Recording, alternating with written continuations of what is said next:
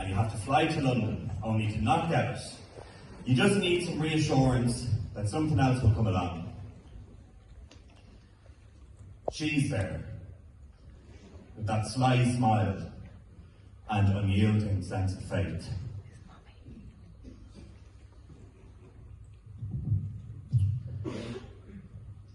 The only time I'm going to request your applause is at the utterance of the following two words.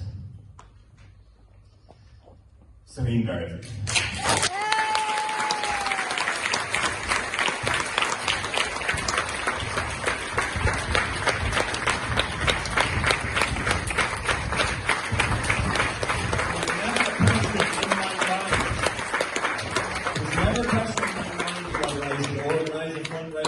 For Celine. As soon as I heard the news, he's can all sit down because we'll be here for a while. But as soon as I heard the news about Celine, right, I felt the urge to do so in my body. It was a guttural instinct that I felt immediately. The kind of gut instinct that Celine felt when she knew that there was something not quite right in her body. And as anyone who knows me will attest, once I have an idea in my head, I'm going to fucking do it, for better or for worse.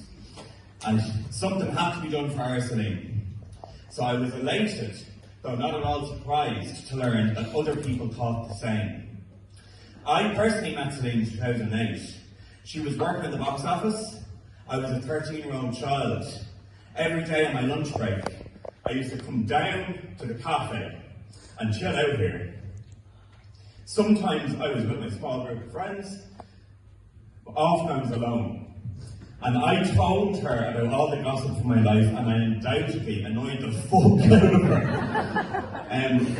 I've known her for half my life. She's been a friend, big sister, confidant all that time. And it's only now that I realise that I've come down here because I felt very out of place at school. But being around these brilliant, creative women at the moat rejuvenated my soul back then, and it still does now. Isn't that right, Kathleen Smith? That's right, Conor. And Ashley McQuillan. Now, they're all as mad as a box of cocks in its own life. I'm not going to pause any judgment there. And you know what? I'm not a religious person, but there's always been something that's been inherently spiritual to me about theatres. It's a place of community and optimism, hope and friendship. Theatre is a very ephemeral art form. It only exists in this moment, and it lasts for a very short amount of time. There will never be another tonight at the theatre. Tomorrow's performance will not be like today's or yesterday's. That's the magic of it. Can you feel the atmosphere in the room now tonight? You can't bottle that or sell it. And the Moat Theatre is a spiritual home to so many, and it's very fucking unbelievable to consider how many people got their start here. And I know that no matter where I go in life, near or far, the Moat will always be my own personal, artistic Jerusalem. All roads seem to lead back here, even if it's just to say hello. And a lot of that is because of Celine. Amen, amen.